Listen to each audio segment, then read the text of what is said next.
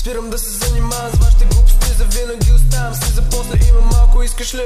Няма да се дам на ничи провокации, ама сам се провокирам в определени ситуации. Реалността избягвам повече отколкото в нея. Знам, че ще успея.